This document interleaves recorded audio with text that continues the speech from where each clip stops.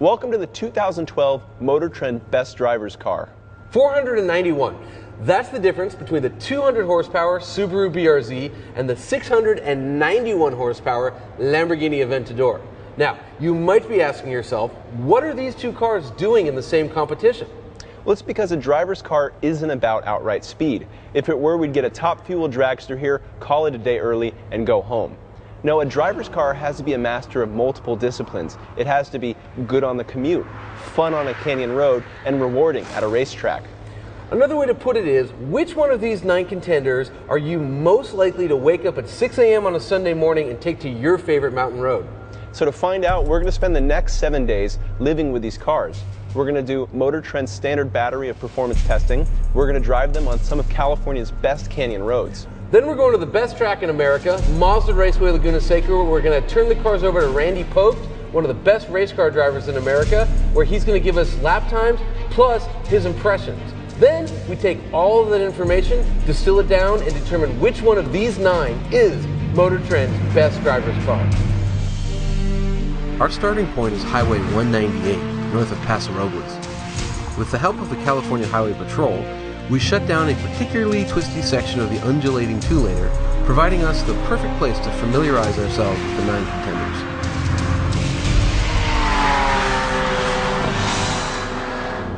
Here we are in the Lamborghini Aventador LP 700-4.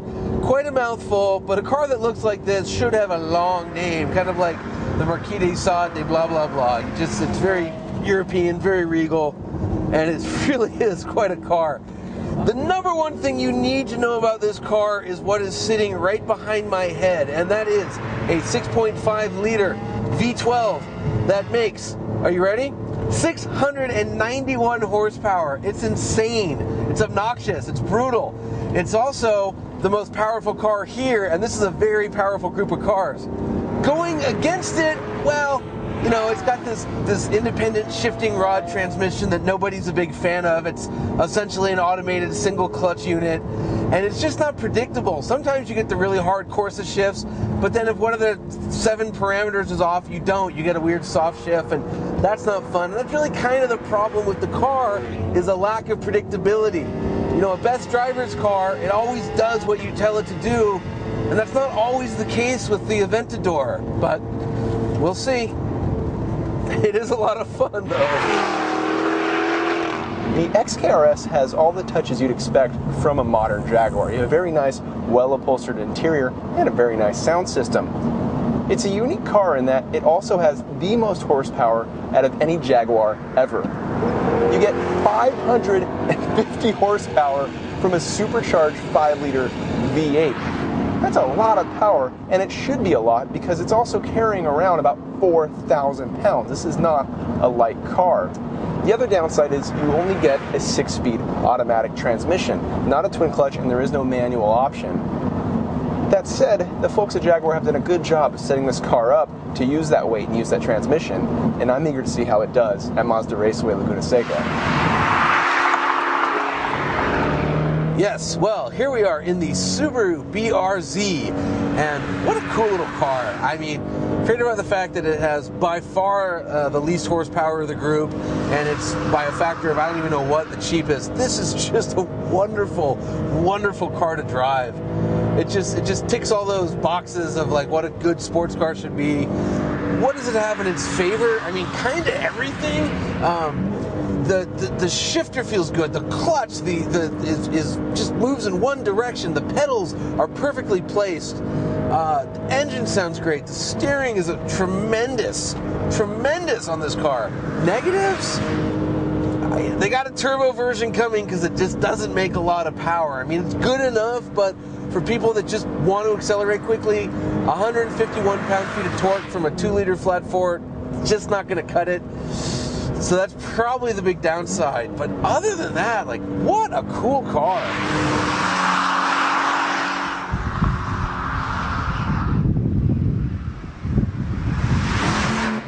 The C63 AMG Black Series continues a long-standing and wonderful tradition of completely bonkers sports cars from Germany. You take one C-Class coupe, Add to it a 6.2-liter V8 with parts in it from the SLS AMG so that it makes 510 horsepower. Send that engine's power through a 7-speed fast-shifting transmission.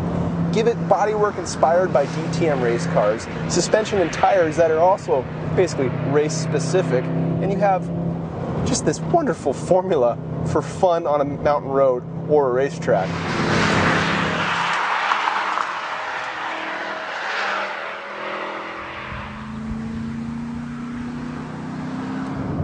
Okay, here we are in the Chevrolet Camaro ZL1. It is not only the most powerful Camaro of all time, it's also the coolest looking. It just looks like something special. What does this car have going for it? Well, all sorts of things, but the big news is the supercharged 6.2-liter V8 under the hood. It's essentially the same one you'd find in the Cadillac CT-SV, but it's tuned up a little bit. In the Camaro ZL1, it makes 580 horsepower and 556 pound-feet of torque. You've also got the magnetic ride control suspension that's in the V-Series Cadillac, although this is like version 4 instead of version 3. Downsides, this thing is a monster. It's so big. It's just huge compared to the other cars. I don't know how else to put it. It's heavy. It's over 2 tons, and while it does have nice suspension and a lot of power, I'm just worried that in terms of best driver's car if it's nimble enough.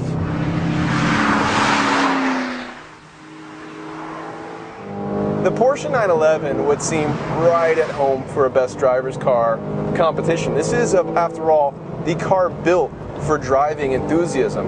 You got a 400 horsepower flat 6, the back of the car, made into a 7-speed PDK twin clutch transmission. It's rewarding, it's fast to shift, and it gives you so much more control over a car than you would a manual transmission. So what are the downsides? Well, when they changed to the 991 generation, the car grew quite a bit, and they also gave it an electrically assisted steering rack, which has been the topic of some consternation from critics. I tell you though, from the driver's seat, it feels really good.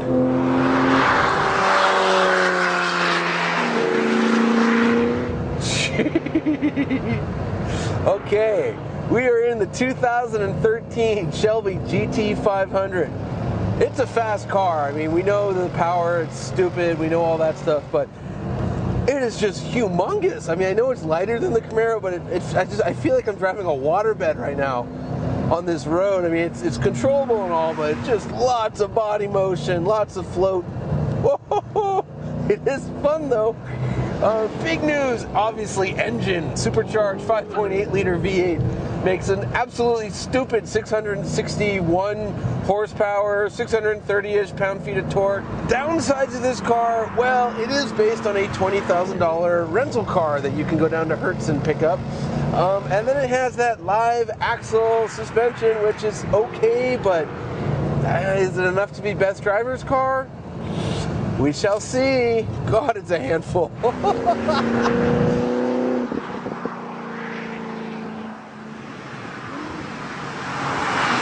The GTR returns from its second place finish in last year's Best Drivers Car competition, where it lost to the wonderful Ferrari 458. The GTR is back this year with more horsepower, 545 to be exact, more grip from revised suspension tuning, and just general more GTR-ness. That GTR-ness is this confidence that you can take on anything on the road. But there is some stiff competition this year, and I'm curious how well it's going to stack up against the rest.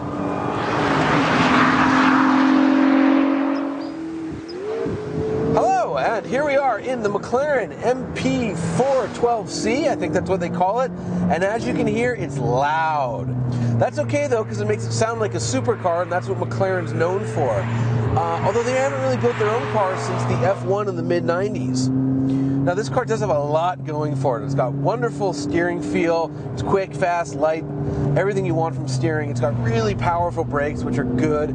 Then it has that twin turbocharged small displacement V8, which is good for 592 horsepower and 443 pound-feet of torque. Not a lot in this company, but remember, it's only moving 3,200 pounds of car around, so it makes it very quick.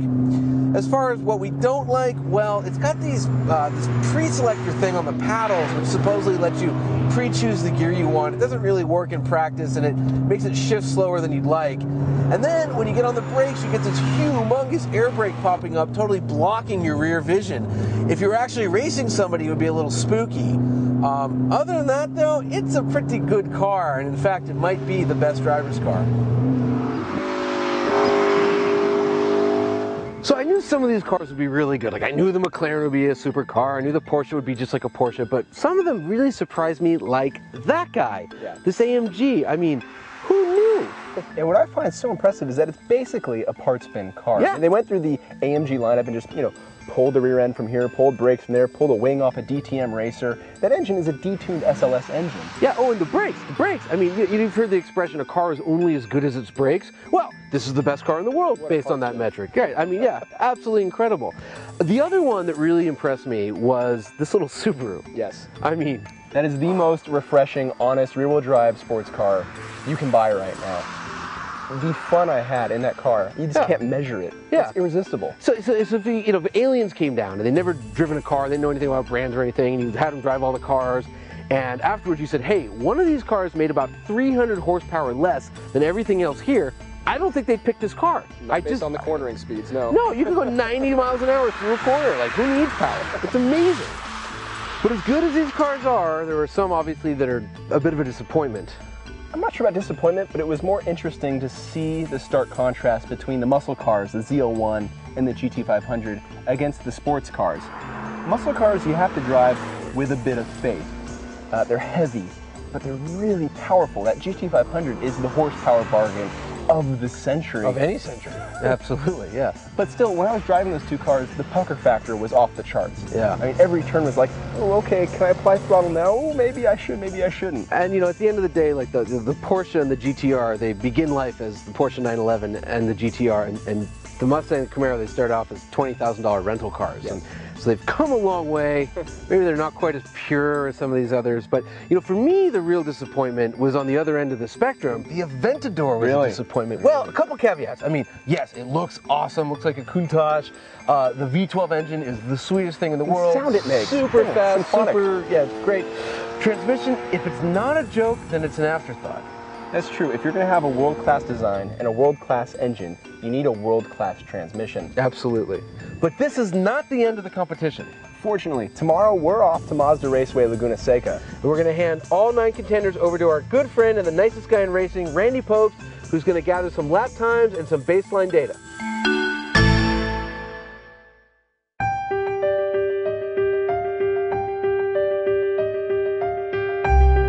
Less than 10 miles from the coast of Monterey, Mazda Raceway Laguna Seca is one of the most iconic racetracks in the world. Its 2.3 miles contain 11 corners and 180 feet worth of elevation changes, making it the perfect place to stress and assess the dynamic capabilities of our contenders. Setting our lap times is Randy Popes. A 4-time veteran of Best Driver's Car, Popes currently races in the SCCA World Challenge GT and Grand Am Rolex Series. Burnishing his creds, a month before we started filming, Randy won a World Challenge race at Mazda Raceway in his K-Pax Volvo.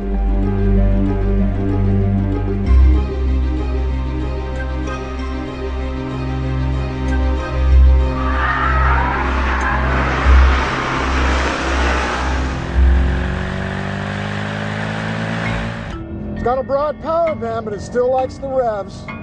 Great noises.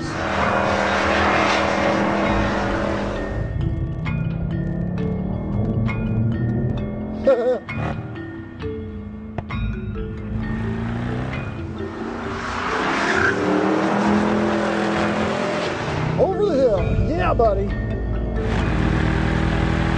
Amazingly good response. Really well damped. Good first impression.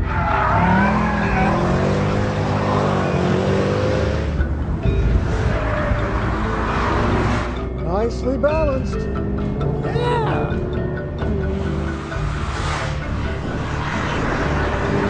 It's so easy to put this car right on the limit.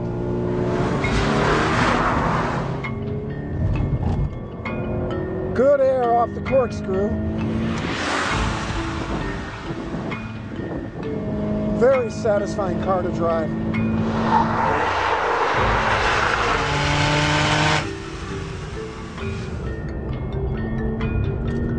Oh my gosh.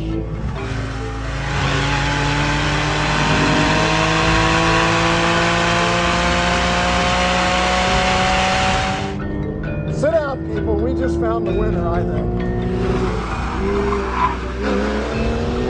It's absolutely ideal.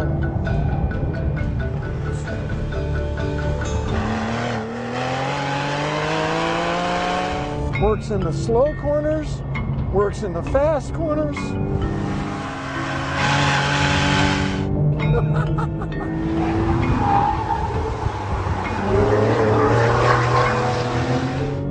Little thumbs up to the crowd. Holy cow, this car is good.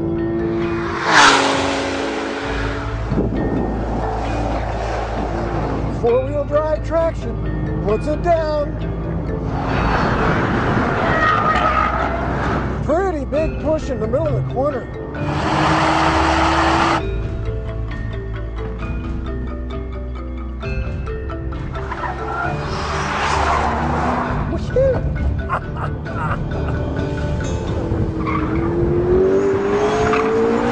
Good speed, but I just don't feel like I'm the one driving this car.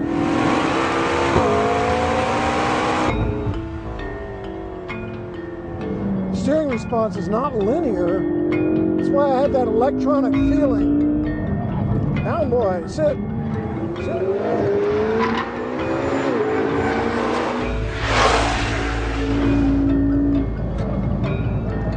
Wow, definitely better braking and speed. Tell you what, this is a whole nother generation of car.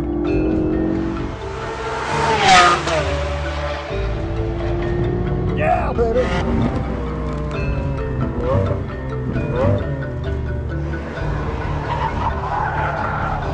Ladies singing gently, Lamborghini drives like a raging bull. Makes me more of a man, frankly. God knows I need that.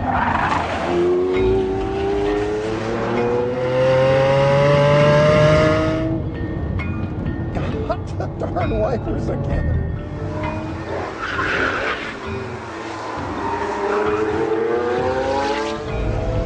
Got to treat the Aventador with a little respect, like the Matador does with the bull.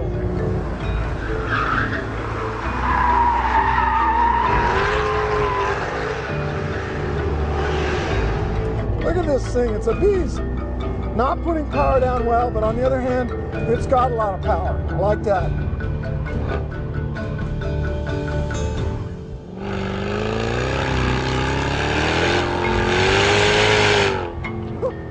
Haven't driven anything with that kind of wheel spin out of the corkscrew today.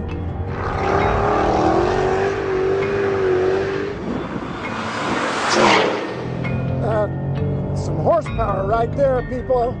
We're liking that. Woo!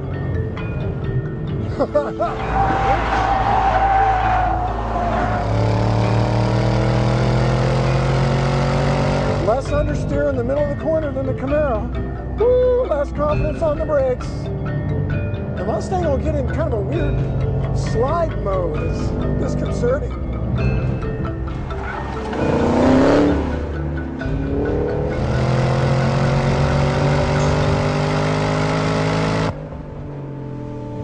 Does not stop as well as the Camaro. But it puts down power better.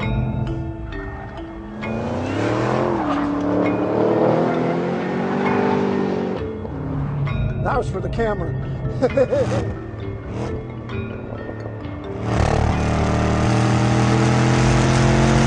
I get lazy, I'm just jamming down the throttle because I know that the computers are going to figure out what they want. Getting a lot of computer help. It annoys me.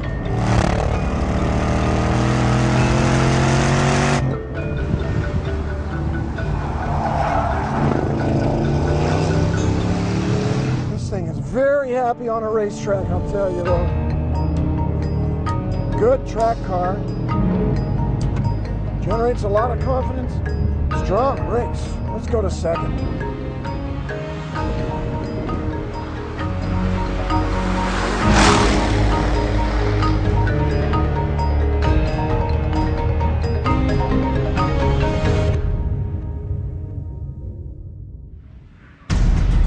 a significant horsepower disadvantage, the BRZ's slowest lap time of 1 minute 51.3 seconds is unsurprising.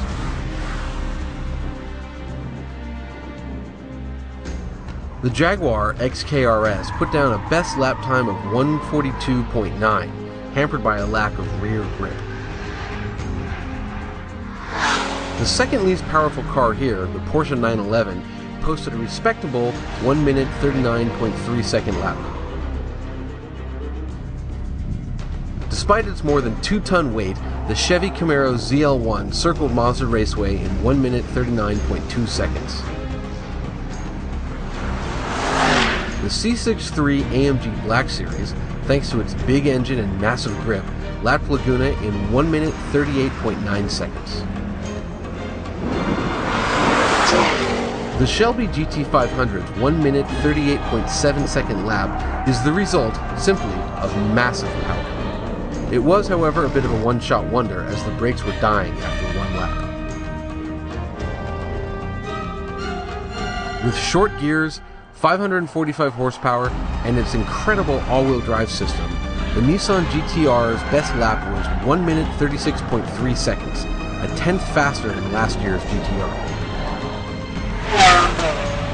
The Lamborghini Aventador's huge grip and Herculean power put it in second place with a lap time of 1 minute 35.4 seconds.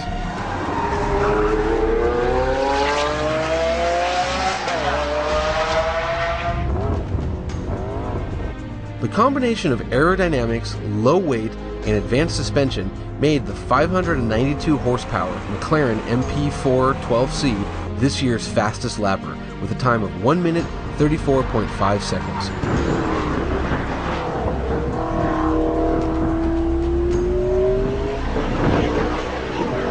Lap times are good for bragging rights, but they aren't the sole function of a driver's car. We wanted to find out what was behind the numbers and which car most satisfies the enthusiast in all of us. So the Jaguar XKRS, I love the way this car sounds. I love the way this car looks. I am not in love with the way it goes around a racetrack. No, and that's the problem. Look, I'm biased. I love British cars, and I was fully expecting to love this car, but I just kind of like it. Yeah. And the reason is you put it on a racetrack, and it's like driving a big old slip and slide, man. That rear end is all over the track, and it's just too much engine. It can't put the power down. And it's not a matter of tires. This thing has fine tires on it, but out of every corner, it just wants to power slide, and it's too much of a handful in order to enjoy. Yeah, and at the end of the day, it's a great Grand Tour, but it's not the best driver's car. Exactly.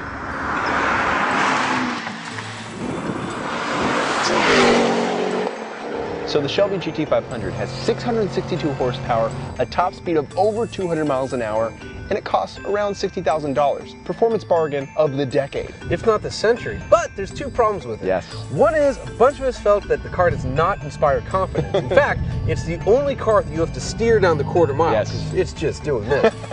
But worse is after one lap of Laguna Seca, there was no brakes. I had it top of third gear, 125 miles an hour, engine pulling like crazy into turn 5. Nothing. And I overshot that corner, and it was the only corner of the whole week that I overshot because of the car, not because of me. If you're going to give a car 662 horsepower, we're happy. Go for it. It's awesome. Yeah. But make it inspire confidence. Yeah. And give it some brakes. It needs to stop. Yes.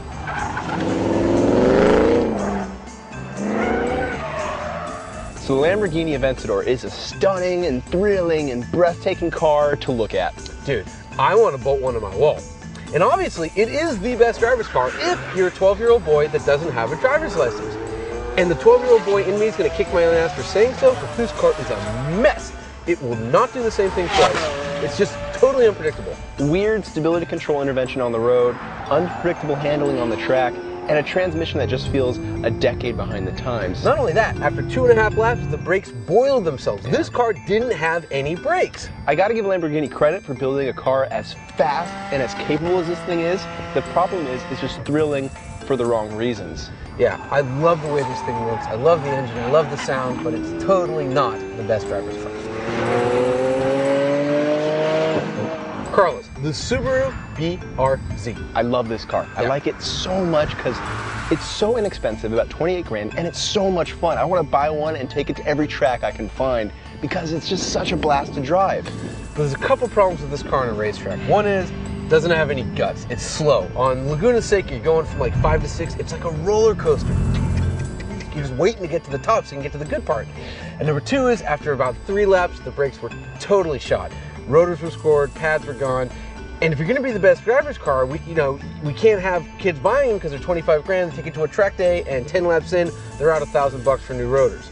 So, love the car. Yeah, fantastic car. It's just a brake pad set and a supercharger away from glory. Yeah, it's just not the best driver's car.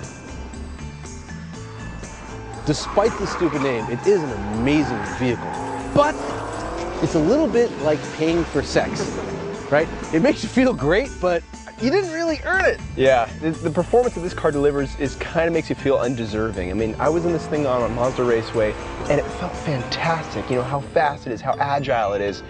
But then when you get out, you start thinking about it, and you realize it wasn't you. It was the car making you faster. You're part of an equation in this thing. That's right. Like, I'm driving on Laguna Seca, and oh, I'm so fast. Oh, I turn in so sharp. Oh, I can brake like a champion race car driver. But it's not me. It's this thing. It's just this thing. And you're right. You are part of the equation, but you're on the wrong side of the equal sign. Yeah, the 12C is 80% car and like 20% driver. And therefore, it's just not the best driver's car. The Camaro ZL1. Tons of power. Looks like a grown-up Hot Wheels car. Awesome suspension, but there's a but. Yes, and it's the weight. This thing is 4,100 pounds, and I gotta wonder how they were able to make this car so heavy. Yeah, how could it be heavier than the Mustang? I don't know. And oddly, it's a heavier car than the Mustang that makes less power, but it's a little bit more difficult to hook up out of a corner. I can't make sense of that. Yeah, it's weird. Randy kept talking about how he couldn't go around the track in second gear. He just wouldn't grip around a corner.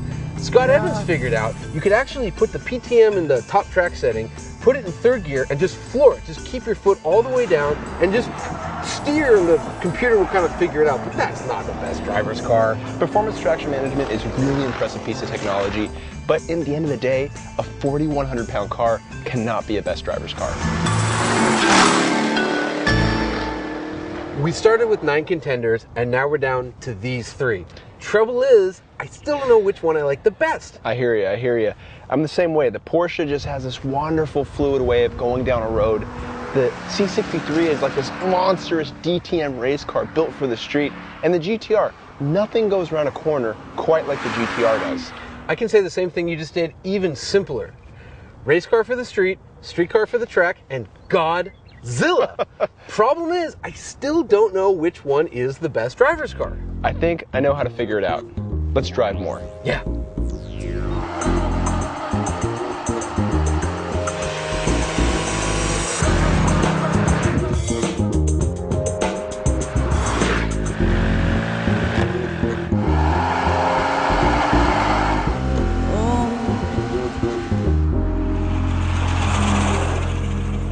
Look, last year, the GTR finished second place behind the Ferrari 458 Italia. It's that good.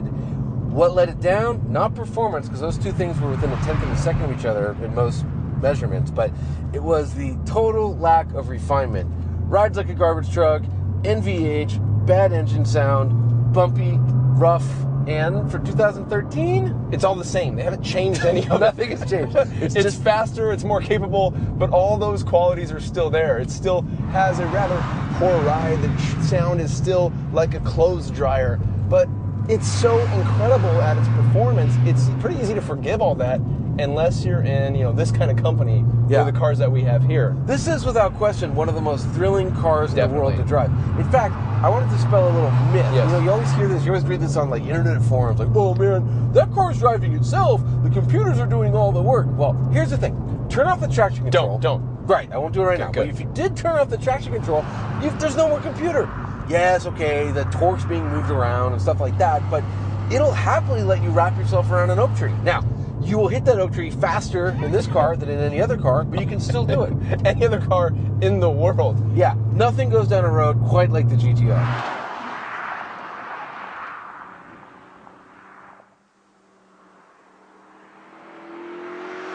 All right, John, so the AMG C63 Black Series. You know, I think you said it best earlier when you said this was a race car that you could drive on the street.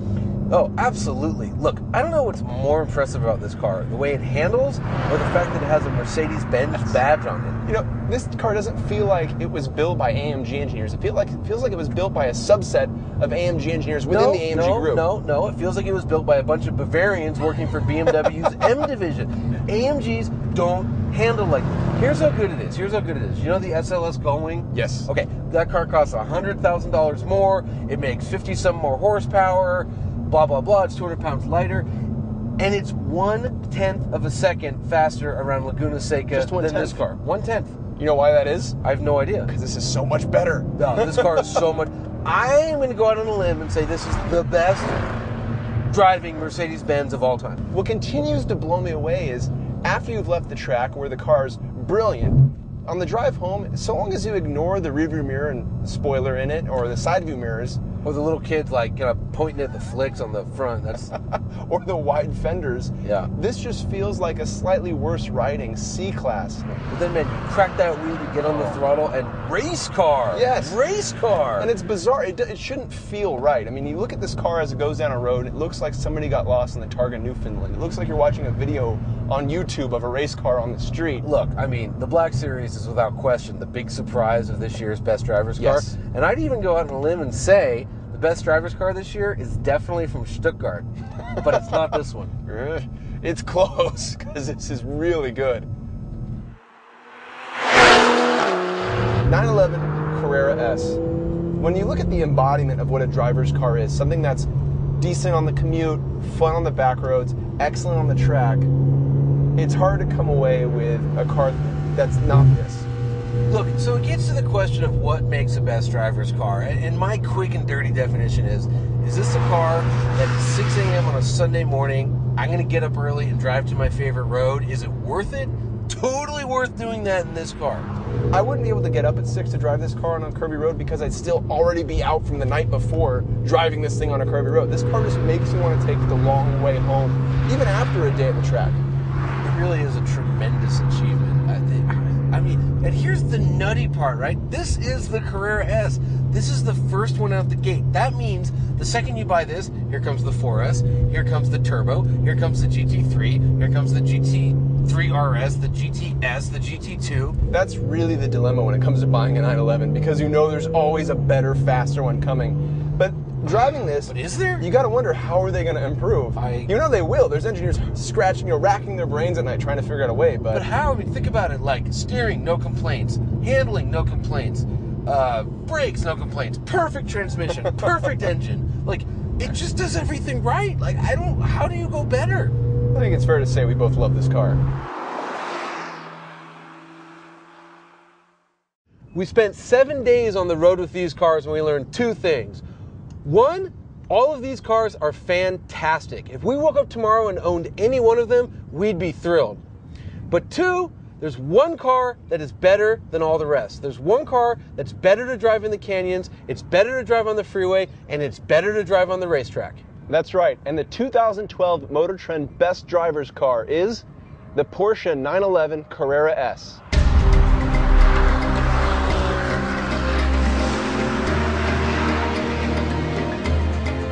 The Porsche 911 Carrera S is the very model of a great driver's car.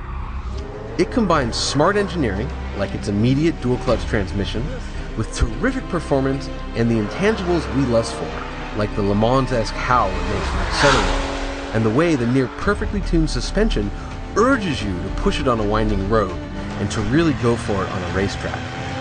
These traits make the new 911 the unanimous first-place pick of everyone on staff. The Porsche Carrera S is the 2012 Motor Trend Best Driver's Car.